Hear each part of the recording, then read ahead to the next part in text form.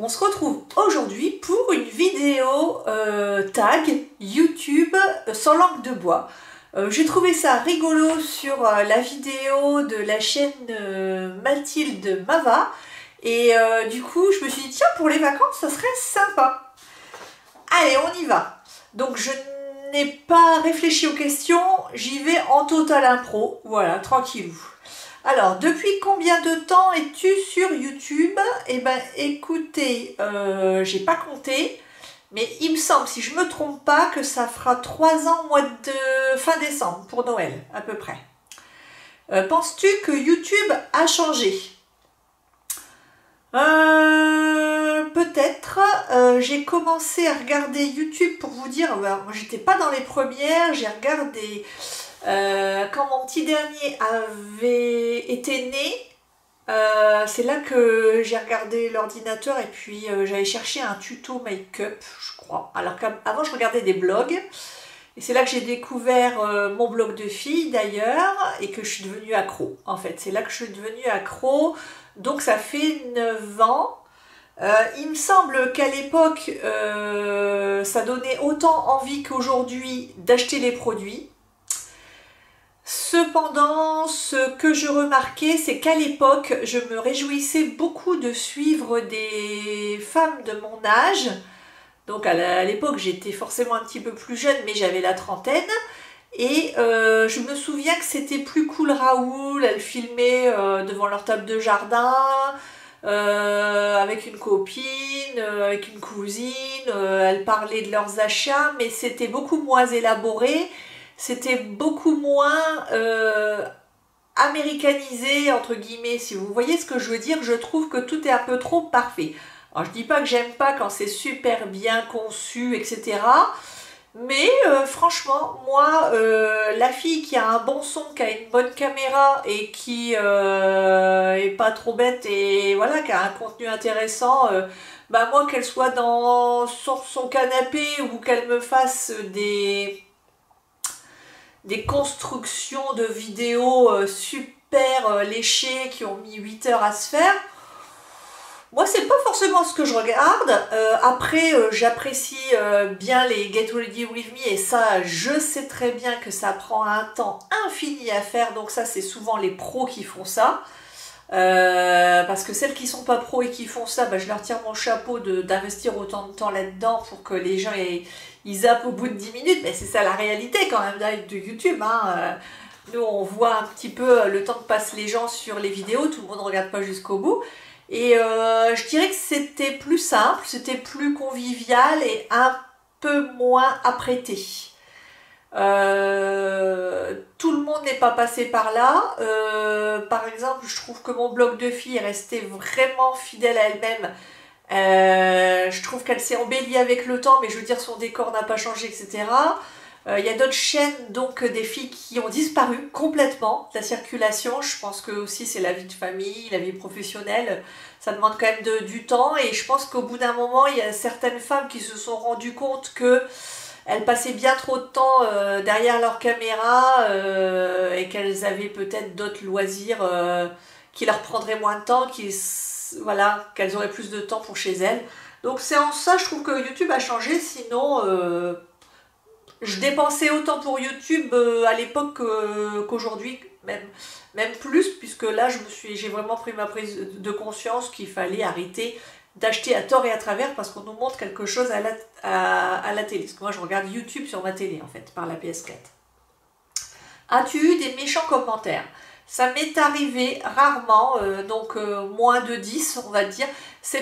En fait, les personnes qui m'ont mis des méchants commentaires au début de ma chaîne YouTube, pour dénigrer ma façon de me maquiller, notamment on peut dire que j'étais moche, je les ai bannis en fait, on peut les bannir de YouTube. Hein, et comme je ne vais pas sur Twitter, j'allais sur Twitter, à l'époque j'avais mon blog parce que ça me permettait de diffuser, de partager par les réseaux sociaux, mais le seul réseau social que j'aime c'est Instagram, donc Twitter franchement j'y vais plus, Facebook j'ai jamais tellement aimé, donc ça va, j'ai quand même de la chance là-dessus.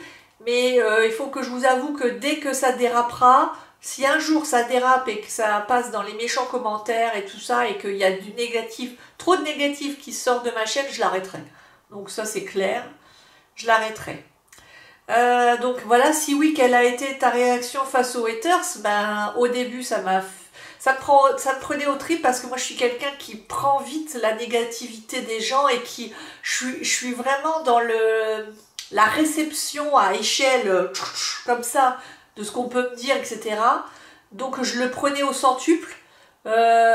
Aujourd'hui, c'est clair, c'est ce que tu dis m'intéresse pas. Je te rends ce que tu me donnes qui m'intéresse pas et je bannis, je supprime, je zappe, je cherche pas là. Je ne cherche pas du tout l'argumentation avec des gens comme ça qui m'intéressent pas. Voilà. Que penses-tu des vidéos polémiques pour faire le buzz sur YouTube? Je n'aime pas du tout ça. D'ailleurs, il y a des grandes youtubeuses que j'aimais beaucoup, ou moyennes on va dire, et qui se sont mis à en faire. Et notamment une en particulier à laquelle je pense, et pourtant je l'adorais. Elle a fait, elle nous a pris pour des idiotes à un moment donné en mettant un titre racoleur et puis en fait c'était, ah mais en fait c'est pour vous expliquer que en fait vous êtes toutes que des idiotes quoi, parce qu'il suffit de mettre un titre comme ça et puis vous réagissez tous pareil. C'est ça, je me suis désabonnée direct, je ne regarde même plus ces vidéos, ça m'intéresse pas. Moi je suis assez entière, donc quand on nous prend pour des idiotes, c'est terminé. Voilà, ça m'intéresse pas du tout. Pareil, les guéguerres entre filles de YouTube, absolument pas intéressées. Moi, je viens là pour m'éclater et pour avoir du positif. Voilà, sinon, je stoppe la chaîne. Que penses-tu des youtubeuses qui cachent leur nombre d'abonnés et leurs likes? Alors, je n'ai jamais fait attention qu'il y avait des gens qui faisaient ça. Je suppose que s'ils cachent leur nombre d'abonnés, c'est qu'ils n'en ont pas beaucoup et que donc ils en ont honte. Personnellement, c'est vrai qu'on avait le choix dans les paramètres. À un moment, je me dis qu'est-ce que je fais? Je le mets ou je le mets pas? Parce que moi, en fait, j'ai réfléchi dans le sens contraire. Je me suis dit en quoi ça intéresse les gens de savoir combien j'ai d'abonnés. Et puis, en fait, du coup, je me suis posé la question. Puis je me suis dit, bah, après tout, j'ai pas honte.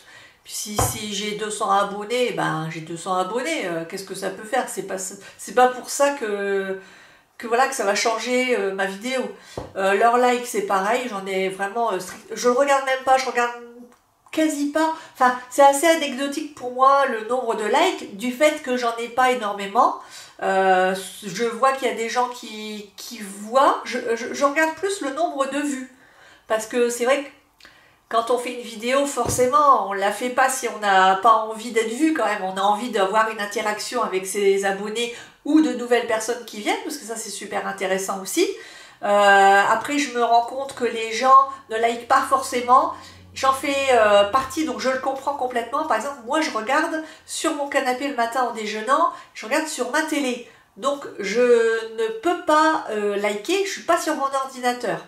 Donc après il faut vraiment que j'y pense et franchement j'y pense pas, après j'oublie, c'est malheureux mais c'est comme ça.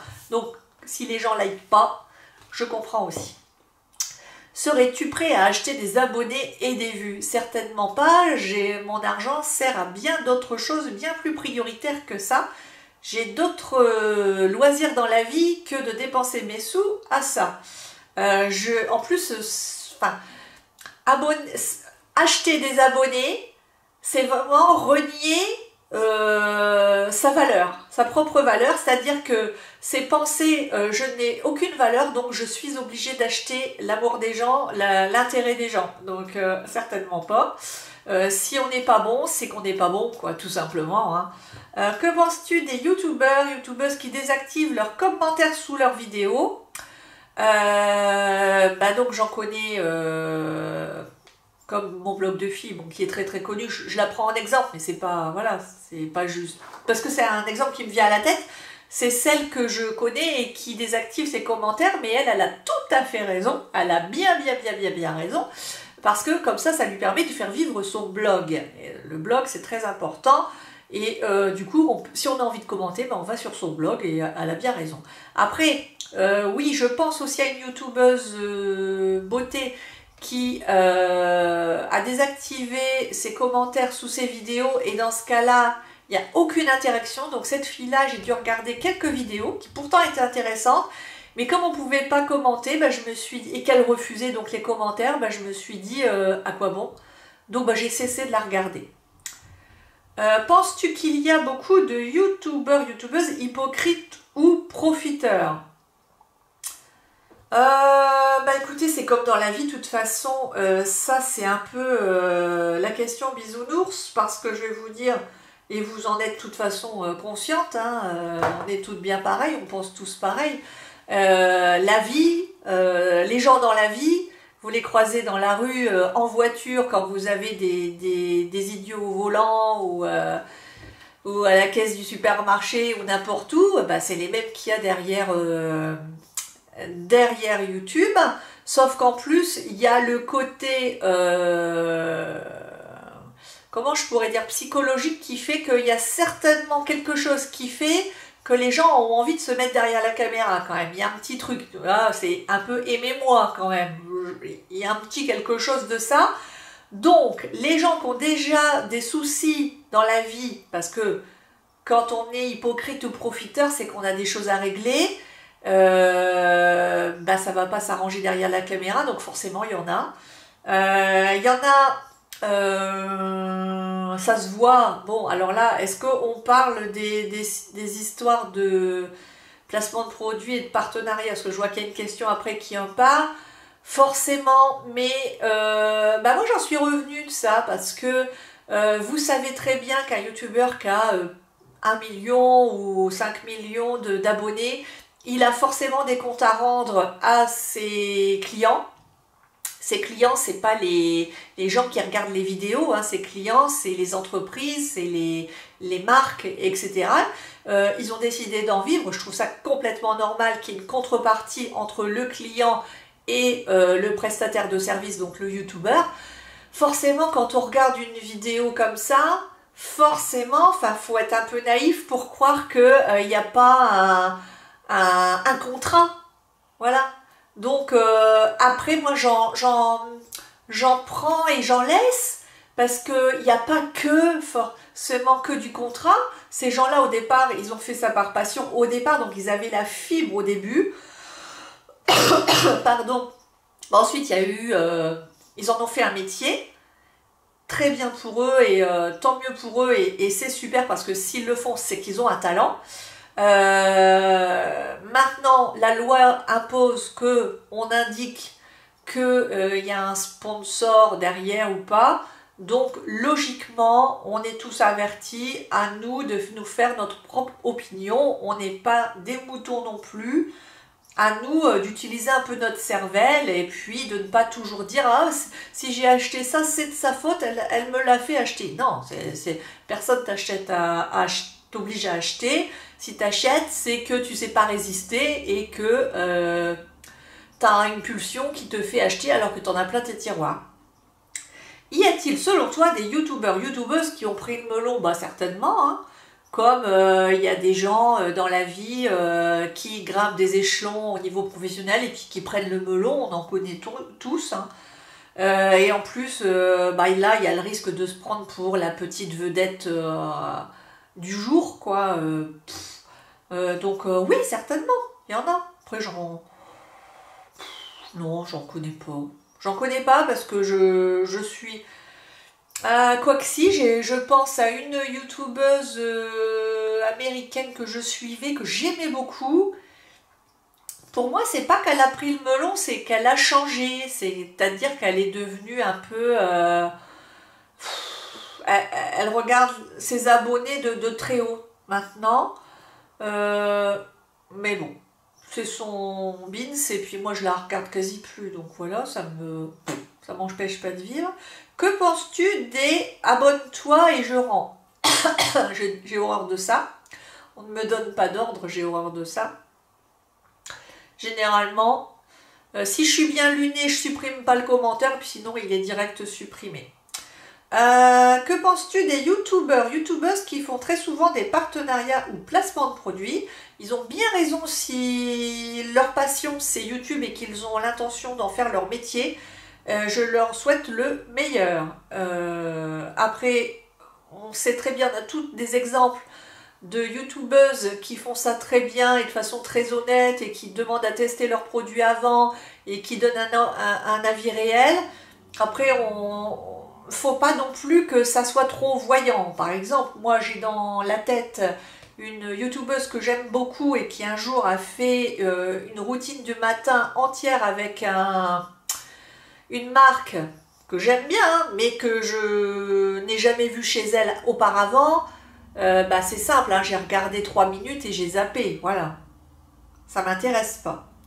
As-tu déjà mis des dislikes? Non, je ne mets pas de dislikes parce que je trouve que ça fait de la peine et je vois pas du coup l'intérêt de faire de la peine aux gens. Par contre, bah, du coup, simplement, bah, soit j'arrête de regarder, je me désabonne éventuellement, voilà. Mais pourquoi faire de la peine aux gens? T'es-tu déjà désabonné d'une ou plusieurs chaînes et pourquoi? Oui, bien sûr, comme je vous l'ai dit, bah, y a des gens... alors, il y a pas mal de youtubeuses que je suivais il y a très longtemps qui sont devenues des grosses youtubeuses. Je me suis désabonnée parce que simplement toutes leurs vidéos ne me conviennent pas et ne me ressemblent pas. Moi, c'est vrai que maintenant, j'ai 44 ans, forcément, quand vous regardez une fille de 27 ans, elles sont bien leurs vidéos, je n'ai en aucune manière envie de critiquer quoi que ce soit, c'est juste une question d'âge et de génération, c'est-à-dire qu'il y a des vidéos qui vont me parler et qui vont me faire sourire, et là, ce jour-là, je vais avoir envie de regarder, voilà, cette jeune femme parler d'un truc, ça va me sortir un peu de mes trucs de 44 ans, quoi, mais j'irai pas, il y a des sujets, j'irai pas les regarder tout le temps, mais oui, je regarde des filles qui ont la vingtaine, hein, aussi, hein, mais parce qu'il n'y en a pas tellement de nos âges, et en tout cas, voilà, qui me font envie. Et qu'est-ce qu'on disait? Tu des abonnés d'une ou plusieurs chaînes, ouais. Et après, quand il y a quelqu'un qui commence à prendre le melon, ou qui commence à parler à ses abonnés de façon un peu autoritaire, vous voyez un peu le genre, je me désabonne par contestation, mais je continue de regarder. C'est-à-dire que je me dis, c'est d'un air de dire, fais attention quand même. Voilà, fais attention à ce que tu dis, on n'est pas non plus des bœufs, quoi. On peut nous parler gentiment, sans nous faire la morale, sans nous faire la leçon, voilà. Ensuite... donc si oui, continues-tu à regarder leurs vidéos? Donc bah oui, pour certaines, mais de temps en temps, et souvent d'ailleurs, je les recherche pas, c'est mes recommandations, et du coup ça me donne envie d'aller d'y retourner un petit peu. Que penses-tu des youtubeuses qui ouvrent une cagnotte Tipeee? Eh ben écoutez, moi j'ai rien contre. Parce que je connais trop le problème de... En tout cas pour la beauté, je connais trop le problème du réachalandage de produits. Hein. Vous êtes bien placé pour savoir que moi je peux plus acheter des produits juste pour faire des vidéos, quoi. Je peux pas lutter avec les pros. Donc je comprends les youtubeuses qui ne gagnent pas leur vie avec leur partenariat, qui ne gagnent pas leur vie avec YouTube. Moi, pour vous dire, j'ai jamais gagné ne serait-ce qu'un centime avec YouTube, parce que de toute façon, même quand on a moins de 1000 abonnés, on n'a même pas le droit d'activer les pubs sur YouTube. Et de toute façon, les pubs sur YouTube, je crois que ça doit être mais extrêmement dérisoire, donc il faut vraiment... avoir, je ne sais pas, moi, 500 000 vues sur une vidéo pour commencer à gagner 1 euro, quoi, peut-être, j'ai jamais fait le calcul, mais bon. Donc je suis pas contre, pas du tout. Alors c'est vrai que ça nous choque, nous, parce qu'on n'est pas des anglo-saxons. Je pense qu'aux États-Unis, ça les choquerait absolument pas, parce que no pain, no gain, vous voyez. Moi, j'ai dit, quand tu te démènes, que tu fais quelque chose pour les autres, et puis que ça leur fait plaisir, Moi, je me mets toujours à la place de la personne qui regarde. Moi, quand je regarde un truc vraiment qui me plaît, tu le regardes comme une série Netflix, sauf que Netflix, toi, tu es capable de payer 8 € par mois pour regarder. Je dis pas que c'est comparable, mais bon, un petit peu quand même. Parce que quand il y a quelqu'un qui te plaît vraiment et qui fait l'effort de, en non pro, hein, de faire des vidéos et tout ça, voilà. Moi, je suis plutôt... j'ai plutôt un esprit entrepreneurial, fais tes preuves, travaille plus pour gagner plus. Voilà, moi, c'est un peu mon credo. Donc ça me choque absolument pas. Moi, il faut savoir que pour moi, l'argent n'est pas tabou et l'argent n'est pas sale. Donc, que ce soit clair. Selon toi, faut-il faire de beaux montages, de belles miniatures pour réussir et évoluer sur YouTube? Évidemment, évidemment, mais c'est pas la seule chose parce que j'en connais qui font des beaux montages. Franchement, elles sont douées, hein, des belles miniatures et tout ça. Mais elles n'arriveront jamais au niveau et au top niveau des grandes youtubeuses. Je pense, et là vous allez peut-être pas être d'accord, mais moi c'est juste, là on est en train de faire mon tag, donc c'est mon sentiment personnel. Je pense que la beauté de toute façon c'est indéniable. Si tu ressembles plus à une Miss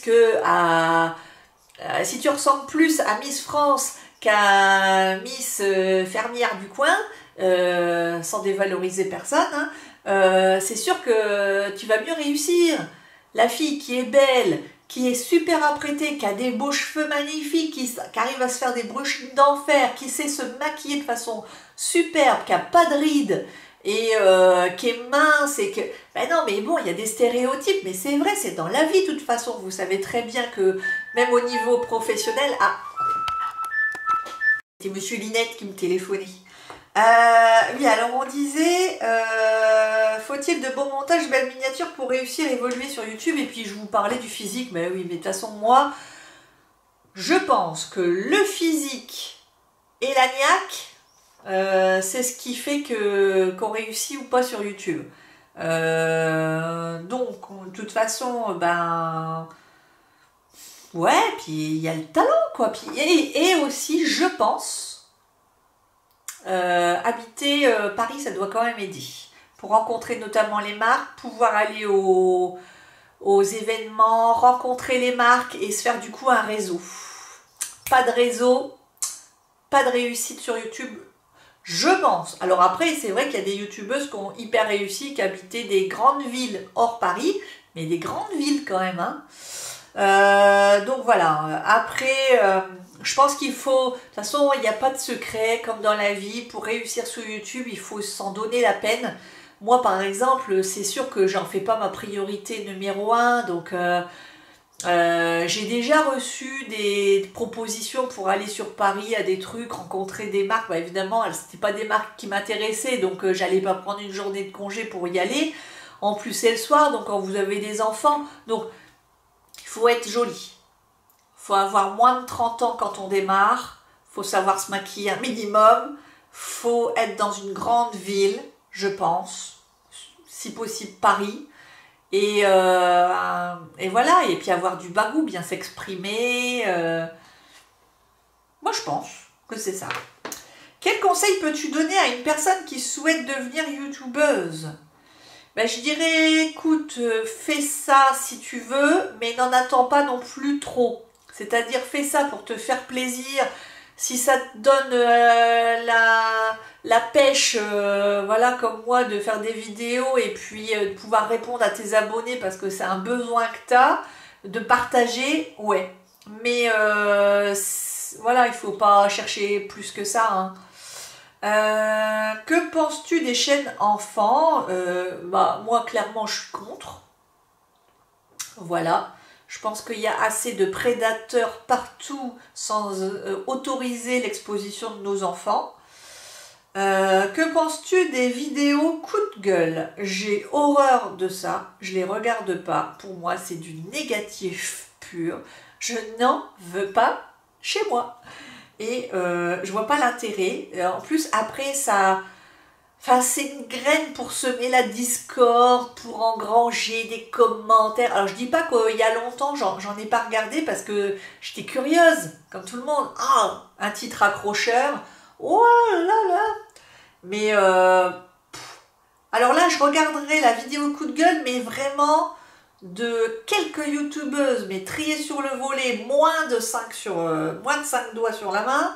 Et là, je me dirais, oula, c'est qu'elles font un coup de gueule, c'est qu'il y a vraiment quelque chose d'important à dire. Mais si c'est juste pour faire le buzz et monter le nombre de vues, aucune.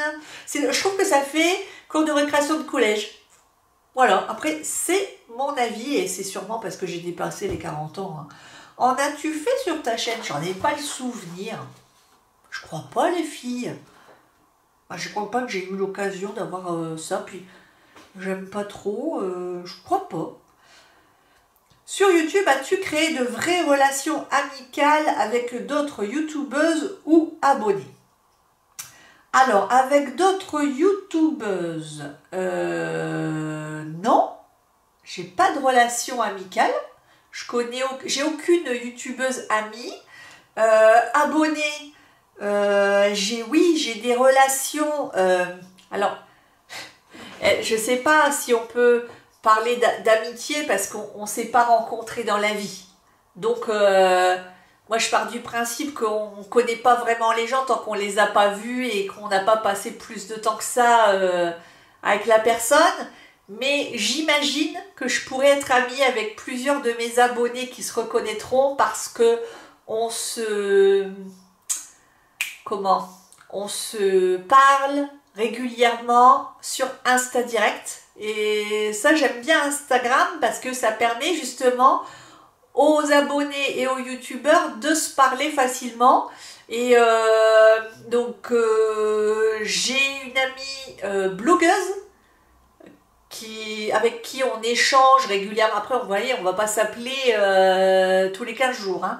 Mais, Lynn, tu te reconnaîtras, il n'y a que toi en fait, parce que en tant que blogueuse, il n'y a que toi que je connais, mais même si on ne s'est jamais rencontrés non plus.